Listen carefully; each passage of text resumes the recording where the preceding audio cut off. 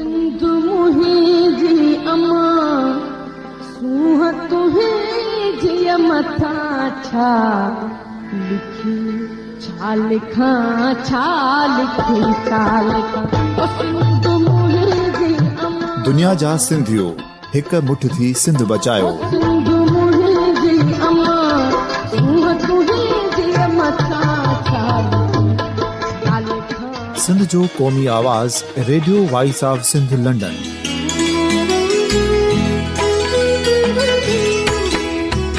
Radio voice of Sindh London पंहिंजी नशरियात में सिंध जी सियासत, समाज, इक़्तिसादियात, तारीख़, क़ौमी उमंगुनि ऐं अख़लाक़ियात मुतलिक़ सिंध जी हक़ीक़ी तर्जुमानी कंदे प्रोग्रामनि खे असराइतो बणाइण लाइ सिंध जे घण घुरनि ऐं धरतीअ सां प्यार कंदड़ अदीबनि, दानिशवरनि, सहाफ़ियुनि, उस्तादनि, वकीलनि ऐं हर तबिके जे मानवारनि सजणनि खे सिंध में शऊरी इनक़लाब लाइ सहकार जो सॾु ॾियूं था। अचो त गॾिजी सूफ़ियुनि ऐं संतनि वारी सिंध जो ओज हिक मुठ थी वरी वापसि आणण वारे सफ़र जा साथारी बणिजऊं।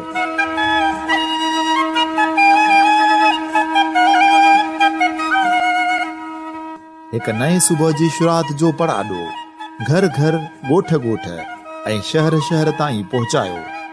शाल सिंध आबाद ऐं खुशहाल थिए, सिंधी माण्हू सुखियो ऐं सताबो थिए।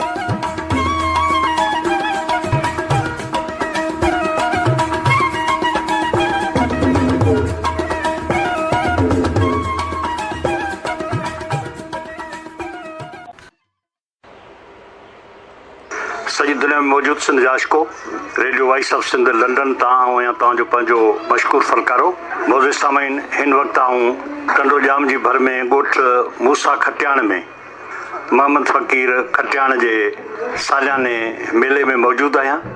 हिते सॼी सिंध जा सूफ़ी फ़कीर अची गॾु थिया आहिनि।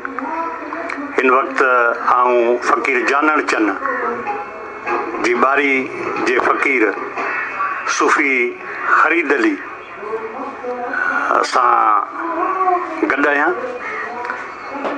अचो त तव्हांखे सूफ़ी ख़रीद अली जूं ख़बरूं ॿुधायूं जेको फ़कीर जानण चंद जेको असांजे वेझे ई दौर जो तमामु मस्त अलस्त सूफ़ी हो, जंहिं ते मौलवियुनि कुफर जी फतवा बि ॾिनी, केस बि दाख़िल कयो कोटड़ी में।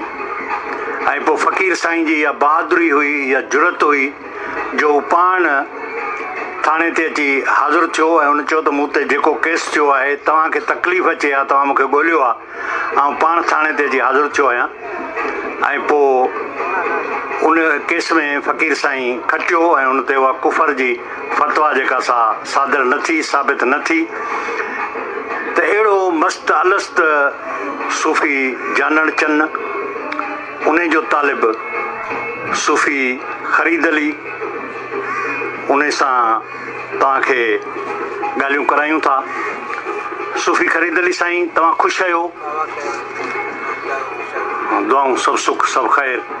अच्छा, हाणे तव्हां पंहिंजो सिलसिलो कीअं ॿुधायो त तव्हां कीअं तालिब थिया, या सूफ़ी जानण साईं खे किथां इहा वंड मिली, या तव्हांजो जेको सिलसिलो आहे उन सिलसिले में कहिड़ी तलक़ीन तव्हां करियो था पंहिंजे तालिब खे, या तव्हांजा तालिब जेके छा छा था कनि अमली किरदार, उन ते कुझु असांखे ॿुधायो।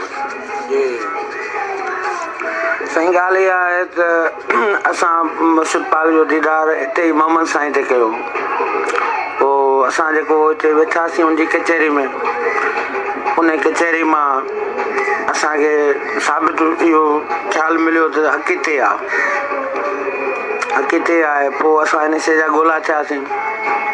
पोइ फ़कीर साईं खे असां पुठियां लॻासीं फ़कीर जे, वञी थारू शाह में फ़कीर साईं जो फर्ज़ंद मुर्शिद पाक असांजो हाजी पाक नसीब अली साईं, वॾो फर्ज़ंद साईं जो जेको हुयो, उन जा तालिम थियासीं।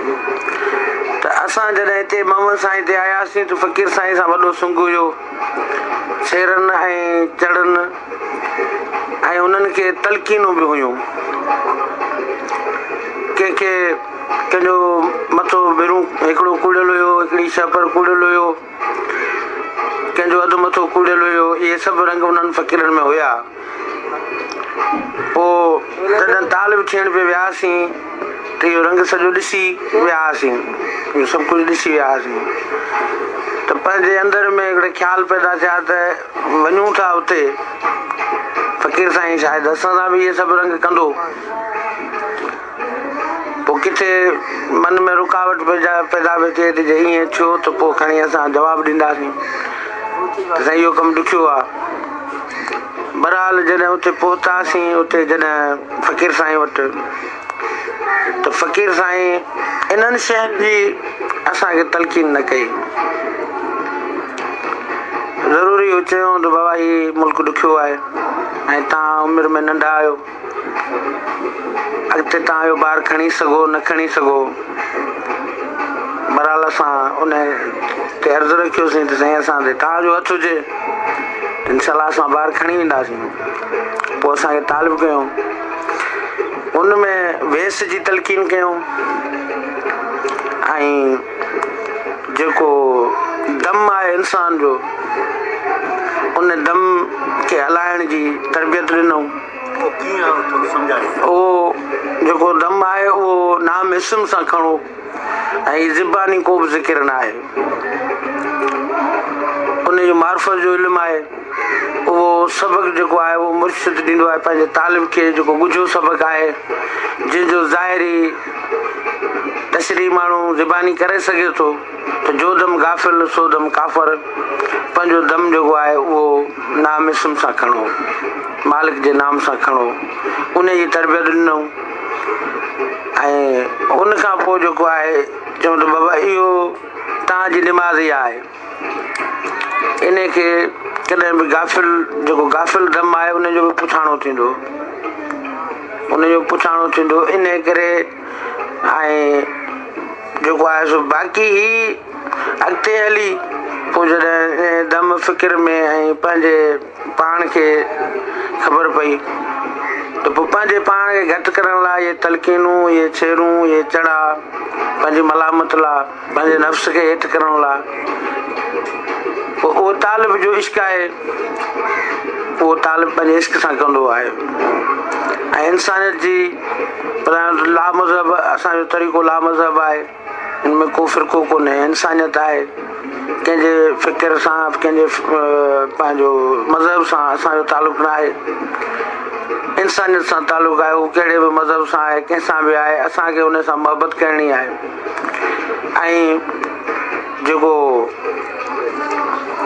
एतिरे क़दुरु त असांखे कीड़ी मारण जो बॉर्डर न आहे, जेका ख़ुदा जी ख़ुदाई आहे उन जी सलामती हुजे, उनखे सलामत रखिणो आहे ऐं सभिनी सां मोहबत करणी आहे। ऐं बाक़ी जेको हीउ ॿोल कलाम आहे फ़क़ीर जो, इहो हुनजो पैगाम आहे, हुनजो रस्तो आहे। उछले छॾा कड़ खे तॾहिं मिले अलाह, ऐरामी थी इश्क जो तूं मथे उघाड़ो आव, उन ई अचण खे यादि कर तूं साॻी रख समा, भला जे मोटी वेंदे पोइते तोखे कहिड़ो बदल हूंदो कुलाह, नाक ॿिनि घड़ियुनि लाइ तूं बांबुलियो आहे भाउ, जानण चंचे जग में तूं शेर सॾाए न पा, छो जो आकड़ ई अलाह कॾहिं ठहिया किन की। पंहिंजी जेका गुज़रियल औकात आहे उन जी सुञाणप फ़क़ीर साईं कराए त तव्हां पंहिंजे पोइ औकात खे ॾिसो। जॾहिं तव्हां पेट में हुयो, उन खां पोइ वरी तव्हां ॿाहिरि आहियो, पोइ तव्हांजी छा ज़िंदगी हुई। जॾहिं तव्हां वटि गलूबत ऐं जवानी आई आहे त हाणे तव्हां उन शइ खे नथा सुञाणो, तव्हां में मस्ती आकड़ इहे सभु शयूं आयूं आहिनि। इन्हनि शयुनि खे पोइ माज़ी खे पोइ खे यादि कराइणु फ़क़ीर साईं जो ऐं अॻिते जो सफ़ल, त जेकॾहिं हिननि ज़िक्र ऐं फ़िक्र ऐं इन इंसानियत में हलंदो त तव्हांजो अॻिते बि सफ़ल आहे, अॻिते बि तव्हांजो सफ़ल थींदो। बाक़ी रोज़ा आहिनि, निमाज़ूं आहिनि, रोज़ा निमाज़ूं पिणु चङा कमु, पर अञा को ॿियो फ़हम जंहिंसां पसी पिरी खे, उहो फ़हम बिना हादी मुर्शिद खां सवा नथो मिले। सूरत सिर खे सौ सौ सजदो काबे असांजो कहिड़ो कमु। त अहिड़े हिसाब सां जेको आहे पोइ फ़क़ीर साईं जो सिलसिलो इहो हलियो। ॼाण साईं सरकार पूरी सिंध में तारीफ़ जो मुताज न आहे, पर पूरी दुनिया में पूरे मुल्क में फ़क़ीर साईं जो जेको ॾाको हुयो 91 में वॻो जेको पूरी दुनिया ॿुधो ऐं तरबियत इहा ई आहे, इंसानियत जी आहे। इंसान परस्त आहियूं, मज़हब परस्त कोन आहियूं, इहा ॻाल्हि आहे। पढ़ी जिन परूड़ियो वरी न पढ़ियाऊं, मूतू क़िबल अंत मूतू अमर मञाऊं, बना नकरा भले मन अबलल वरीद लोचे लदाऊं, वफ़ी अनफुसकुम अफला तबसरून चितो ॾिठाऊं, वला बकुल शैन मुहीत कुल में वैसा कयाऊं, पढ़ी जन पुरजो कीन की तन कुफर कयाऊं, पढ़ियाऊं ज़ुबान सां मगर दिल न लाताऊं, हिन कन जो हुन कन मां कढी छॾियाऊं, जानण चंचे क़ुरान खे पढ़ियो न पढ़ियाऊं, बाक़ी उथलायूं न नाक पना पुरदा कया। त सूफ़ियनि जो जेको प्रोग्राम आहे उहो अमुन ऐं मोहबत ऐं एके जो प्रोग्राम आहे। उनमें को बि कंहिंजे लाइ को शिकवा, कंहिंजे लाइ गिला, कंहिंजी गिबत सां ही सिलसिलो न आहे। सभिनी सां सभिनी आयो यार नज़र हर जाइ, सभिनि सां प्यारु पियो कजे। अली शाह बादशाह मोहम्मद साईं जो तालिब आहे, हुनजा ॿोल आहिनि। त अहिड़ी तरीक़े सां जेको आहे उहो ई साॻियो सिलसिलो आहे मोहम्मद साईं जो, महदी साईं जो, लतीफ़ साईं जो, कलंदर जो, जेके बि सूफ़ी असांजा सिंध जा आहिनि उन्हनि जो सिलसिलो तरीक़त उहा साॻी आहे। उनमें को फ़र्क़ु कोन्हे, को बि फ़र्क़ु कोन्हे। इहो ई हिन फ़क़ीर साईं जी बारी जो या जानण साईं जो जेको सो पैगाम हो जेको तव्हां ताईं पहुतो। हिन फ़क़ीर वेसा अली असां वटि मौजूदु आहे साम्हूं, त हाणे अचो त उन सां कचहरी कयूं। फ़क़ीर साईं, तव्हां पंहिंजो तारीफ़ करायो त तव्हांजो नालो छा आहे, तव्हां किथे वेठा आहियो? साईं, असांजो जिलो ख़ैरपुर मीरठ तालुको गंबट, पोस्ट ऑफिस खोड़ा, ॻोठ बहिराड़ी फोड़ी, नारे जा लतीफ़ सरकार जो लोड़ो। नालो साईं?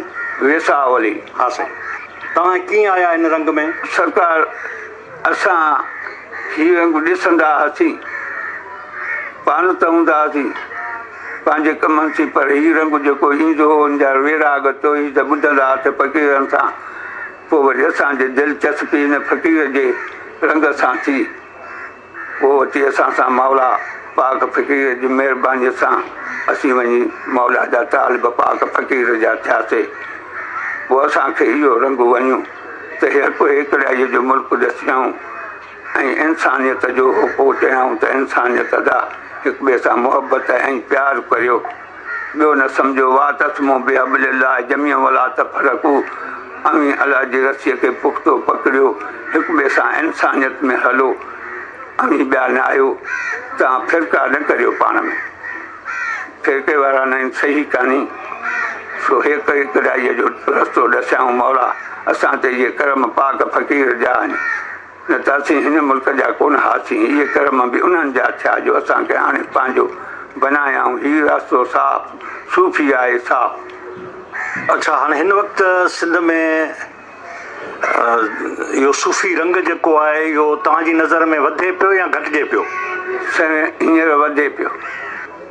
अच्छा, उनजा के सबब ॾिसूं पिया, नई टहीअ में बि ॾिसूं पिया, अचनि पिया वधंदा, तालिब बनबा मौला जा वधे पियो।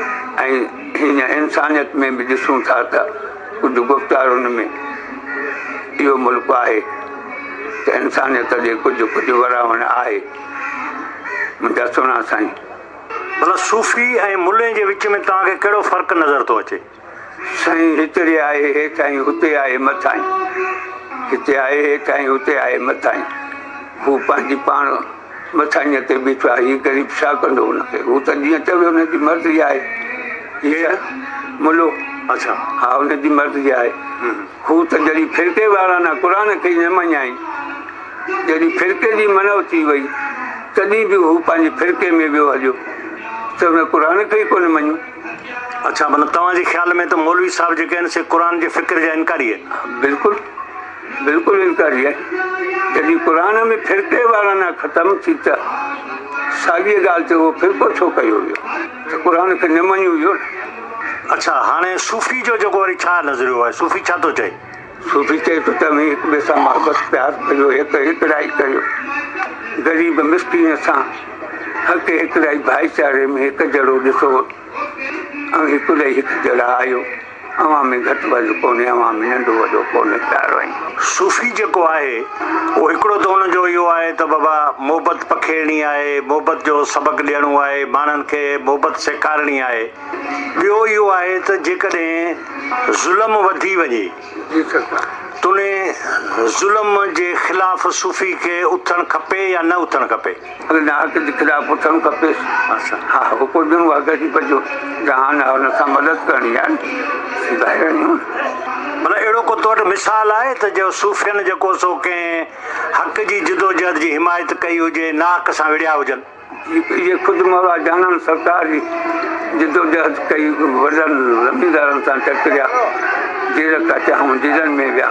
मौला जानन चंद सरकार, अच्छा, हा, वॾराशाहीअ सां वॾो जिदोजहद जंगियूं हलियूं, मुंहिंजा सुना हुते जेलनि में जेल कचाऊं, सखर में नार जेल सखर में हुया इन हक़ जे ख़ातिर।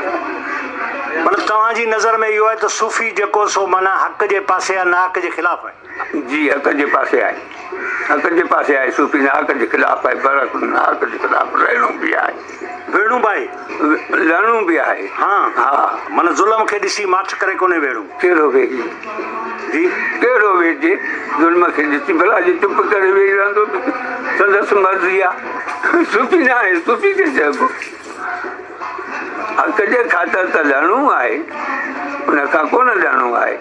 माना हक़ ते वेड़णो आहे, नाक हक़ जे लाइ नाक सां वेड़णो आहे, न हक़ सां। अच्छा, सूफ़ी जो जेको नारो आहे हक़ मौजूद, इन जो मतिलबु तव्हां छा था सम्झो? असां हिन जो हक़ मौजूद था सम्झो, दम सलामत पाण सां मौजूदु आहे। असीं इहो मौजूदु था सम्झूं त जेको दम आहे हिनखे असां मौजूदु था सम्झूं, हक़ मौजूदु इहो आहे। जी सरकार।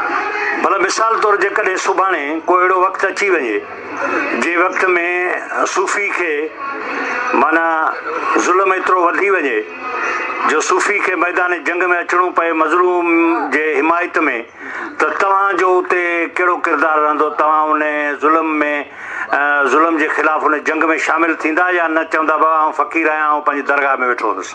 सरकार हुन में शामिलु थियणो आहे। सूफ़ीअ सां ज़ुल्म थियो, शामिलु कीअं न थींदासीं? शामिलु थींदासीं। ऐं जेको शामिलु नथो थिए उनखे तव्हां छा सम्झंदा? सूफ़ी माना कोन्हे को? साईं, हाणे असीं हुनखे बि कुझु न चवंदासीं। जंहिंखे सिरो ॾियणो हूंदो त साईं सां मौजूदु हूंदो, बाक़ी हुनखे बि घटि वधि असीं न चवंदासीं। मोज़े सामाइन, इहो सूफ़ी वेसा अली जेको चवे थो त सूफ़ी ज़ुल्म जे ख़िलाफ़ आहे ऐं हक़ जे लाइ सभु क़ुर्बानी ॾियणु सूफ़ी जो फ़र्ज़ु आहे। जेकॾहिं को माण्हू पाण खे सूफ़ी बि सॾाए थो ऐं ज़ुल्म ते ख़ामोश रहे थो त पोइ हुनखे छा चइजे? फ़क़ीर जो इहो चवणु आहे त सूफ़ी माना हक़ जो हिमायती। जेकॾहिं सूफ़ी हक़ जो हिमायती न आहे त पोइ कूड़ जो हिमायती आहे। नियत खे साफ़ रखियो आहे त बाबा ॿिए जो हक़ कोन्हे खाइणो ऐं पंहिंजो खाकशोरी करे कमाइणो आहे, खाइणो आहे ऐं नाइंसाफ़ी न आहे करणी, मोहबत जो पैगाम ॾियणो आहे, इंसानियत जो पैगाम ॾियणो आहे। सूफ़ी साईं, इहो ई तव्हांजो पैगाम आहे न? जी सरकार, असांजो इहो ई पैगाम आहे। हक़ जो जेको पैगाम आहे, मोहबत ऐं प्यार, हिक ॿिए सां हिकिड़ा ई भाईचारो, इहो पैगाम आहे असांजो। अच्छा, हाणे हिन वक़्तु तव्हांजो ही प्रोग्राम सॼी दुनिया जा माण्हू ॿुधनि पिया, त तव्हां उन्हनि माण्हुनि खे कहिड़ो न्यापो ॾींदा? असां उन्हनि माण्हुनि खे इहो ई न्यापो ॾींदासीं, हिकु प्यार ऐं मोहबत जो। सदा हिक ॿिए सां भाईचारो, मोहबत करियो, हिकिड़ा ई करियो, ॿियो न सम्झो। अल इंसान सिरी वाना सिरहू, हे मालिक जो सिर आहे त हिनखे सुञाणे हिकु थी वियो, मौला जो ई सिर आहे, ॿियो कोन्हे को।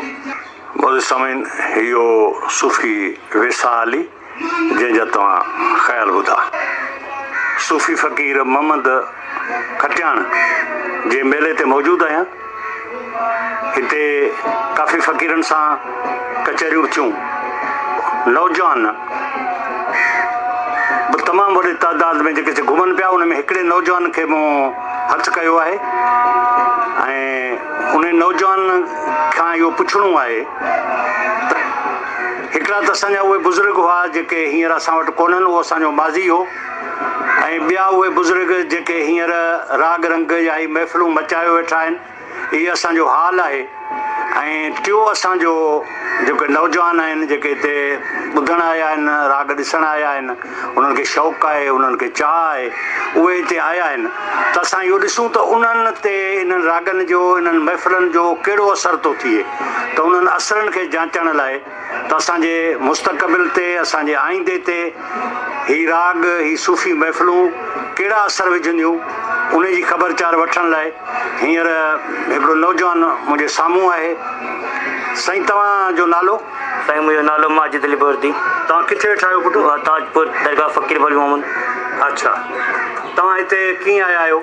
बाबा साईं जीअं त ई ॿुधो हुयो आदन मोहम्मद फ़कीर कटियाण असांजे ॻोठ में पुराणो वास्तो आहे साईं जो, त उन चाह सां उन मोहबत सां असां हिते आया आहियूं। अच्छा, तव्हां ही राग ॿुधण जो शौक़ु रखो था? दिलचस्पी सां। कहिड़ियुनि कहिड़ियुनि दरगाहनि ते वेंदा आहियो? दरगाह साईं दरगाह जोग शरीफ़ सूफ़ी शाह इनायत जी मोहम्मद फ़कीर कटियाण ऐं मिस्री इमाम ओॾे वेंदा आहियूं शौक़ सां। जी लतीफ़ साईं थी हलिया, लाल शहबाज़ कलंदर थी हलिया, इहे शौक़ सां असां वेंदा आहियूं दिलचस्पी सां।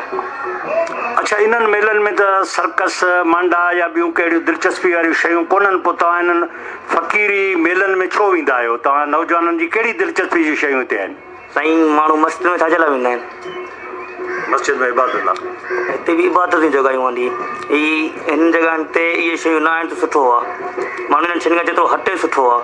हीअ जेको महफ़िलूं थियनि थियूं सूफ़ी राग इहे सूफ़ी जेके बि ॻाल्हियूं आहिनि इहे रूहानियूं आहिनि। इंसान खे रूहानी महसूसु ॾियण त इंसानु कुझु बि न आहे, सभु कुझु आहे उहो बसि अलाह ई आहे। हिननि जॻहियुनि ते सिर्फ़ु अलाह जो ज़िक्र ई हले थो, ॿियो कुझु न आहे। न मतिलबु त असांजो जेको सूफ़ी आहे उन सूफ़ी जो पैगाम कहिड़ो आहे जेको तव्हांखे माना महसूसु थो थिए या तव्हां में कहिड़ी शइ थो पैदा करे? अच्छा साईं, सूफ़ी जेको लफ़्ज़ त ॻाल्हायो विया, इन सूफ़ी रग में जेके माण्हू था चवनि असां सूफ़ी सफ़ा सूफ़ी आहियूं जेके नशो कोन था करनि, मञाणो सूफ़ी आहिनि पर उहे सूफ़ी असुलु सूफ़ी न आहिनि। सूफ़ी जेको चयो वञे माना इंसान जेको चवनि था सूफ़ी उनखे था चवनि जेको माना अलाह जे राह में जेको माना सभु कुझु करे हेॾे। जीअं असांजो दरगाह फ़कीर वली साईं जेके आहिनि उन्हनि जे अलाह त सभु कुझु हो, जागीरदार हुआ पर उन्हनि सभु कुझु छॾे सूफ़ी तबिके में आया। उन्हनि जेके ॾाढा हुआ उहे वज़ीर आज़म सिंध थी चुका हुआ पुराणे दौर जा, उन्हनि अलाह सभु कुझु हो पर उन्हनि कुझु कोन कयो। उन्हनि चयो अलाह हिकु आहे, सॼी इबादत करणी आहे, हिन में अचिणो आहे। इन करे सूफ़ी इन लफ़्ज़ खे अचनि असां ॿुधो आहे चवनि था माना अलाह जी राह में जेको अचे उनखे सूफ़ी चइबो आहे। बाक़ी मुलनि जा त फ़िरका अलाए केतिरा आहिनि। अच्छा, तव्हांजी नज़र में मुलूं वधीक या सूफ़ी? सूफ़ी। कीअं? सूफ़ी उहे आहिनि जेके ॿिए कंहिंखे विढ़ाइनि कोन था, फ़िरका बंदी कोन था ठाहिनि। मुलनि जा फ़िरका ई अजीब आहिनि। नबी साईं दौर में 72 फ़िरका हुआ, हींअर त अलाए केतिरा हूंदा। अच्छा, सूफ़ियुनि में फ़िरको कोन्हे? न। भला हीउ जेको सूफ़ी फ़िक्र आहे इन में हिकिड़ो त ॻाल्हि इहो आहे त बाबा फ़िरके वारियत खां बचो, मोहबत जेको आहे उहो माण्हू जो मज़हब आहे, माण्हू मोहबत तरफ़ राग़िब थिए, हर शइ सां मोहबत करे, त हिकिड़ो त इहो सबक़ु आहे। ॿियो सबक़ु कहिड़ो तव्हांखे हिन सूफ़ियुनि जे पैगाम में मिले थो? ॿियो सूफ़ी में इहो थो मिले जीअं असांजी नौजवान आहियूं, सेक्स इंसान जी कमज़ोरी या बीमानी खाइणु इहो आहे, ठीकु आहे। छो जो जीअं जेकर असां दरगाह में वञूं था सूफ़ी राग ॿुधूं था न, असांजी अज़ुगुत उन शइ जी ज़रूरत ई कान थी पए। असांजी रूहानी जेकी उहा जेकी बि आहे सभु पूरी थी वञे हली। सूफ़ी असां सूफ़ी साफ़ चवंदा आहियूं हुनखे। माना तव्हांजो चवणु इहो आहे त हिते सूफ़ी दरगाहनि ते माण्हू जेको अचे थो त उन में नौजवाननि में उहा आवारा गर्दी जी जेका सोच आहे उहा ख़तमु थी वञे। अच्छा जी, माना हिकिड़ो इहो फ़ाइदो आहे। इहो फ़ाइदो ॿियो सिधो आहे, दुनिया किथां किथां माण्हू पाण में गॾिजनि था, साल ते या 6 महीने जॾहिं ॾियारो या मेलो लॻे थो परे परे माण्हू अचनि था, पाण में मेल जोल करनि था, ॿियो मोहबत इहा ई आहे, ॿियो कहिड़ो आहे। अच्छा, भला सूफ़ियुनि जे पैगाम में मिसाल तौरु सुभाणे जेकॾहिं ज़ुल्म हद खां वधीक वधी वञे, ज़ुल्म जेकॾहिं वधी वञे ऐं हिकिड़ो त ज़ुल्म आहे हले पियो ऐं ॿियो जेकॾहिं ज़ुल्म हद खां वधीक वधी वञे त तव्हां जेके सूफ़ी नौजवान आहियो जेके हिन दरगाहनि में त बाबा मोहबत हुजे प्यार हुजे का शइ न हुजे नफ़रत जो नालो न हुजे पर जेकॾहिं ज़ुल्म वधी वञे मिसाल तौरु पंहिंजी सिंध धरती ते ई ज़ुल्म वधी वञे हेॾो त पोइ तव्हांजो उते कहिड़ो रवैयो हूंदो त बाबा न मोहबत करणी आहे बसि हाणे भले पिया मारीनि भले पिया कुटीनि बाबा ज़ालिम जेको आहे उन ज़ालिम सां विढ़ूं कोन्हे को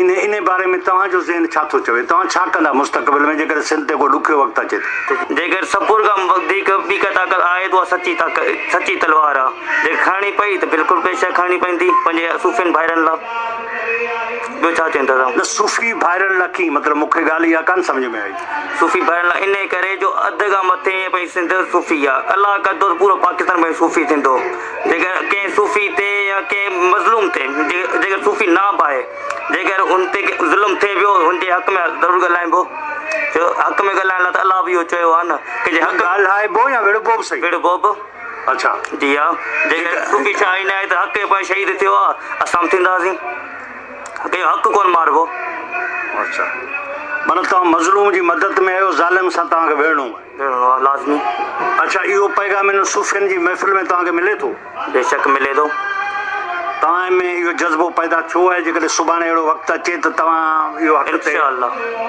इंशाअल्लाह अच्छा ॿियो तव्हां ते हीअ महफ़िलूं कहिड़ो असरु छॾीनि थियूं असांखे इन सूफ़ियुनि महफ़िलुनि मां असांखे रूहानी ताक़त मिले थी जेकी चवंदा आहिनि त उस वण खे सिजी किरण खां खुराक मिले थी न असांखे सूफ़ी महफ़िलुनि मां उहा खुराक मिले थी माना तव्हां में ताक़त मिले थी रूहानी ताक़त मिले थी ग़लति रुझाननि तरफ़ पासा था करूं असां ग़लति रुझान तव्हां खां उहे निकिरनि था ग़लति सोचूं तव्हां मां निकिरनि थियूं जी ऐं तव्हांखे हक़ ऐं सच जी ऐं कूड़ जी ख़बर पए थी जी बिल्कुलु मतिलबु तव्हां मुतमइन आहियो अच्छा तव्हां हिन नज़रे खे जेकॾहिं मुल्ले ऐं सूफ़ी खे गॾु बीहारजे त तव्हां कंहिंजे पासो वठंदा सूफ़ी वठंदा अच्छा जी मुल्लू तोखे भले बिश्त में वठी वञे त पोइ असांजी क़बूल ई कान्हे जेकॾहिं जेकॾहिं तोखे हूरूं ॾेखारे त कोन कंदासीं अच्छा जी हा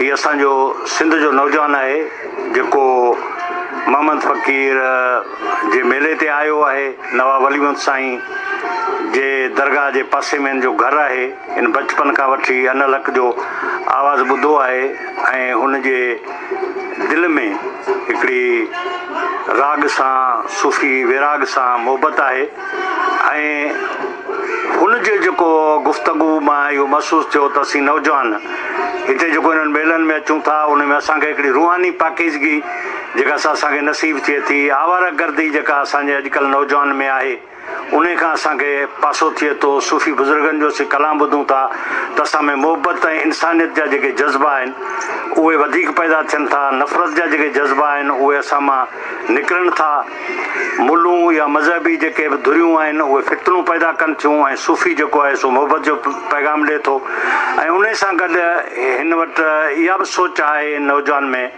त जेकॾहिं ज़ुल्म किथे बि थिए थो त असांखे जेको सो उन ज़ुल्म जे ख़िलाफ़ु जंग करणी आहे ईअं करणी आहे जीअं असांजे वॾनि बुज़ुर्गनि कई ऐं असांखे बि उन ज़ुल्म जे ख़िलाफ़ु विढ़णो आहे जीअं हिन धरतीअ ते अमुन इंसानियत क़ाइमु थिए त इहे हुयूं असांजे नौजवान जूं ॻाल्हियूं मुज़िज़ सामीन ही हुयूं सूफ़ी ख़रीद अली सूफ़ी वेसा अली ऐं सूफ़ी मेलनि ते वेंदड़ ऐं मेलनि खे ॾिसंदड़ नौजवान माजिद अली बुर्दी जूं ॻाल्हियूं इन्हनि सभिनी ॻाल्हियुनि ॿुधण खां पोइ जेकॾहिं गौर कबो ऐं इन्हनि सूफ़ी बुज़ुर्गनि जे कलाम ऐं सूफ़ी बुज़ुर्गनि जे मेलनि ते जेको माहौल आहे उन माहौल जा सिंध जे माण्हुनि ते या मेलनि ते ईंदड़ माण्हुनि ते जेके असर पवनि था उन्हनि असरनि जे मनफ़ी ऐं मुस्बत पहलुअनि जो जेकॾहिं वेही लेखो चोखो कबो त नतीजो इहो निकिरे थो त इहे सूफ़ियुनि जा मेला सूफ़ियुनि जूं दरगाहूं ऐं उन्हनि दरगाहनि ते ईंदड़ ऐं सूफ़ी बुज़ुर्गनि जे कलाम ॿुधण खां पोइ या उन माहौल में कुझु ॾींहं गुज़ारण खां पोइ जॾहिं उहे माण्हू वापसि पंहिंजी ज़िंदगी में वञनि था त उन्हनि जे रवैयनि में उन्हनि जे तबियतनि में उन्हनि जे सोचनि में तब्दीली अचे थी उन तब्दीली सबबु संदर ज़हननि मां मनफ़ी रुझानात ख़तमु थियनि था मुस्बत रवैया पैदा थियनि था। शाल सिंध जे सूफ़ी बुज़ुर्गनि जा मेला मचंदा रहनि ऐं सूफ़ी बुज़ुर्गनि जी जेका तालीम आहे उन जो एतिरो वॾो फैलाव थिए जो हिन वक़्तु इंसानी समाज में जेके मनफ़ी रुझानात आहिनि, जेके मनफ़ी रवैया आहिनि, उन्हनि रवैयनि खे शिकस्त मिले, इंसानियत पंहिंजे बका जे लाइ सोचे ऐं जीअं धरतीअ ते अमुन क़ाइमु थिए, धरती जो गोलो जेको बारूद जो ढेर बणिजी वियो आहे या ॾींहों ॾींहुं दोज़ख बणिजंदो पियो वञे, जे इंसानी तरक़ी जी डोड़ खे ॾिसंदे इहो महसूस थो थिए त शायदि इंसानी हयात हाणे घणो वक़्तु हिते जटा न करे सघे। पर सूफ़ियनि जूं दरगाहूं ऐं सूफ़ियनि जो कलाम जेकॾहिं पखड़ंदो, उनजो फैलाव थींदो, माण्हू उते ईंदा त माण्हुनि मां उहे मनफ़ी रुझानात ख़तमु थींदा। सिंध जेका पंहिंजे हज़ारनि सालनि जी तारीख़ में अमुन जो वतन रहियो आहे, उन ते हिन वक़्तु इंतिहा पसंदी जा कारा ककर पखड़जंदा पिया वञनि ऐं उन्हनि ककरनि खे रोकण लाइ या धरतीअ ते या सिंध जी समाज में उहा पैदा थियल जेका ऊंदा आहे, उन ऊंदा में सूफ़ी बुज़ुर्गनि जो कलाम असांजी तारीख़ में बि रोशनी रहियो आहे ऐं हिन वक़्तु बि उहो कलाम सिंधी समाज में मुस्बत रवैयनि पैदा करण जो हथियार आहे। ऐं मूंखे यकीन आहे त जेसि ताईं सिंध जे सूफ़ियनि जो इंसानियत, वतन दोस्ती ऐं हक़ परस्ती वारो पैगाम ज़ोर शोर सां हलंदो रहंदो, मेला मचंदा रहंदा, त सिंध जे सिंधी समाज जे रगनि में नफ़रतनि जो, इंतिहा पसंदी जो ज़हर पखड़ी न सघंदो। शाल सिंध बुज़ुर्गनि जे कलाम जी रोशनी में पंहिंजो वेसा न विञाए ऐं अमुन जो झंडो जेको हज़ारे सालनि खां सिंधी क़ौम जे थन में आहे उहो ऊचो रहे। इन ई उमेद सां पंहिंजे मेज़बान मशकूर फलकारे खे इजाज़त ॾींदा। सदाईं गॾु यार ज़िंदा सोबत पाड़की। अवां जी समातुनि ताईं radio voice of Sindh London